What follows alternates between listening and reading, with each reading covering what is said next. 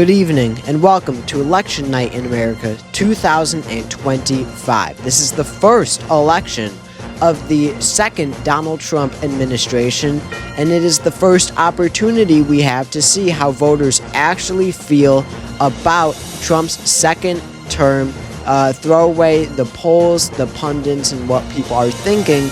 This will be a direct indication of Democratic enthusiasm, independent enthusiasm, Republican enthusiasm even, in closely watched races, especially in New York City for mayor, California in their redistricting proposition, Virginia and New Jersey in their gubernatorial and down-ballot races. It is 7 p.m. on the East Coast, and we have a poll closing in the state of Virginia. They have 3 races tonight.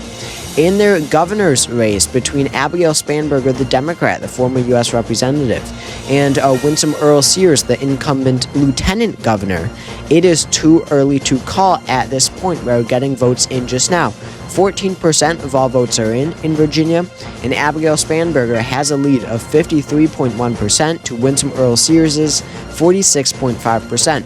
That said, only 14% of all votes are in. We'll see how this changes throughout the night. And in the lieutenant governor's race in Virginia, again, Winsome Earl Sears, of course, is term limited in this race, as Glenn Youngkin is in the gubernatorial race. It is too early to call in this lieutenant governor's election. Democrats hope to flip it with State Senator Ghazala Hashmi facing off against Delegate John Reed, the Republican. And we do have votes in here as well. A bit closer than the governor's race, a good sign for John Reed here. Ghazala Hashmi does have a lead, though, the Democrat, with 51.2% to John Reed's 48.3%. And in the very closely watched Attorney General's race, we have an incumbent Republican, Jason Miyares, who won in 2021 amid the red wave in Virginia that year. He won, but he is not term limited, so he is running again. He's facing off against Jay Jones, the Democrat. This one has been really watched across the country as a scandal broke out for the Jones campaign, where it was released in leaked text messages that he wished death upon the leader of the Republican leader of the Virginia State House of Delegates, basically the Virginia House of Representatives. He wished death on the Republican leader there. That scandal broke, really tanked his campaign, but it has gotten closer in this last stretch of days. Early votes indicate a strong underperformance from both Spanberger and Hashmi for Jones. Of course, for Miyares, a strong overperformance, 52% for Miyares to 47.6% for Jay Jones. It is now 8 p.m. on the East Coast, and polls in New Jersey will now close. They just have one gubernatorial election. In their governor's race, it is too early to call here as well. We have an open race here. The incumbent Democrat Phil Murphy is term limited. He cannot run again. 4 years ago in 2021, Jack Ciattarelli, the Republican nominee then and now once again, came astonishingly close, losing to Phil Murphy by only 3%, well above expectations. He is now facing off against the U.S. Representative Mikey Sherrill, the Democrat.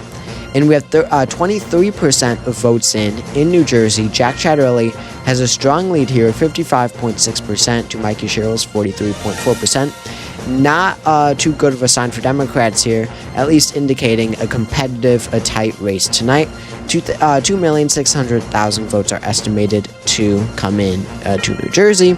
Only 600,000 of those have been reported so far. It is now 9 p.m. on the East Coast, and polls in New York City are closing, with a closely watched mayor's race about to be projected. In that projection, in fact, is for Zohran Mamdani in a stunning turn of events that not many people expected. Of course, people expected Mamdani to win, but we can call this race at poll closing time. That is rare for any race, and especially for such a closely watched race. It appears that we do not even need to see many votes come in at all, because we have our first batch of votes in. 36% of votes are in.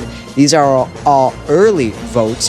Early in-person votes have been reported already, as they were already tabulated. From our decision desk, we can make the decision that these indicate that Zohran Mamdani is on track to become mayor, that Sliwa and Cuomo do not, in fact, have any chance of becoming mayor. 54.7% for Zoran Mamdani with 36% of votes are in. Wow, look at that margin.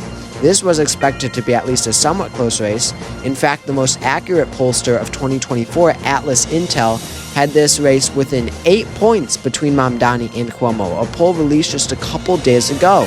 This is a lot more than 8% right now. Zoran Mamdani has a 54.7% lead, or I'm sorry, I should say he currently has 54.7% of the vote. Andrew Cuomo, the Democrat who's running as an independent because he lost the primary and doesn't know that no means no, has 25% of the vote. Horrible performance, not even too far ahead of the Republican candidate Curtis Sliwa, who is at 19.9%. That is a 128,343 vote lead for Zoran Mamdani. In fact, more, and that lead is more than all the votes that Andrew Cuomo has. In other words, Mamdani is more than doubling Andrew Cuomo's vote share. A stunning lead for Zoran Mamdani in New York City, and a huge win for the political left, socialists, democratic socialists, social democrats, communists. This is an incredible win for the left. And in Virginia, we can now project just 2 hours after poll closings that Abigail Spanberger will be elected the next governor of Virginia.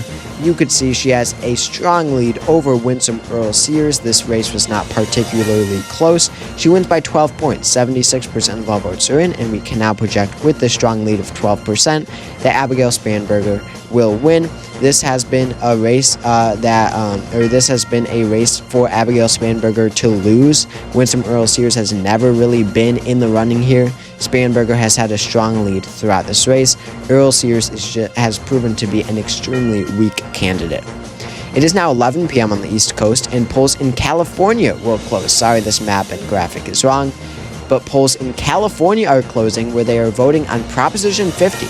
Now, this proposition would allow the state to change their congressional districts, even though it is not time to redistrict.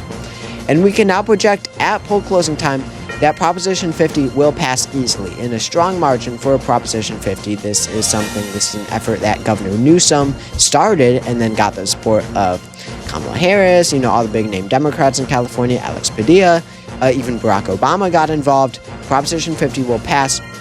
The margin is strong here, 64.6% to 35.4% of voters who voted to stop this proposition. But only 10% of votes are in. This may change. So this allows Governor Newsom and his appointed commission to redraw the congressional maps, presumably to draw out 5 congressional Republicans. This comes in response to Texas's decision to gerrymander their seats, where they drew out 5 Democrats. This California proposition is a retaliatory measure. And we have another projection, that being in Virginia. In Virginia's lieutenant governor's race, we can now project that Ghazala Hashmi has been elected the state's lieutenant governor. She is a state senator on the more moderate side. We can now project that she will win, defeating the Republican opponent, John Reed, by 5.4%. Most polls indicated a tighter race than this for sure. Some even predicted a John Reed victory. This has been proven false, of course. 85% of all votes are in. We can now project that Hashmi will win. And it is the next day. It is 6 a.m. and we can now project that Mikey Sherrill, the U.S. representative from New Jersey, will in fact win New Jersey's governor's seat. She will be elected the next governor of New Jersey. The Democrat in his state, Kamala Harris, won by only 6 points in 2024. Democrats will hang on to this governor's mansion. She will defeat her Republican opponent, Jack Ciattarelli, winning by 5.3%. Even in a Trump midterm, New Jersey continues to trend towards the Republican Party. Mikey Sherrill has done worse than Kamala Harris's victory in the state in 2024, and Harris's victory was shockingly bad. And Mikey Sherrill has managed to do even worse than that, winning by only 5.3%.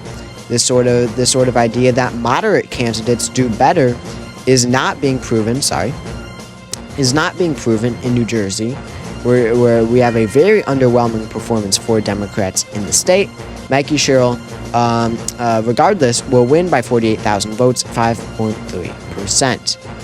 And we have a stunning projection in Virginia's Attorney General race. The state delegate, Jay Jones, will be elected Virginia's first black Attorney General in a stunning turnaround of a seemingly done campaign, of a campaign that seemed to have no hope just about a month or two ago. Jay Jones has turned this around. He has had a massive sleeper turnout for his campaign. He will win by 2.9%. It's not even some razor thin margin here. He will win by 2.9%, with 95% of all votes reported. We can now make this projection. He will defeat the incumbent Republican, Jason Miyares, who won in 2021. Again, this campaign, rocked by scandal, seemed to be over just about a month or two ago, but it appears that Democrats, but people who came out to vote for Abigail Spanberger at the top of the ticket, decided to vote for the Democrats down ballot. Right down the ballot, they voted Democrat, even if they might not have said they were voting for Jay Jones. Maybe if they were too embarrassed to say they were voting for Jay Jones in, say, an opinion poll. The opinion polls got this race dead wrong. Very few polls had Jay Jones winning at all, but Jay Jones will win by 2.9%, become Virginia's next Attorney General. So thank you all for watching this video. I hope you all enjoyed it. If you did, make sure to subscribe down below. That really helps out. This one was fun to make, but I do think that it will be a clean sweep for Democrats in 2 days on November 4th.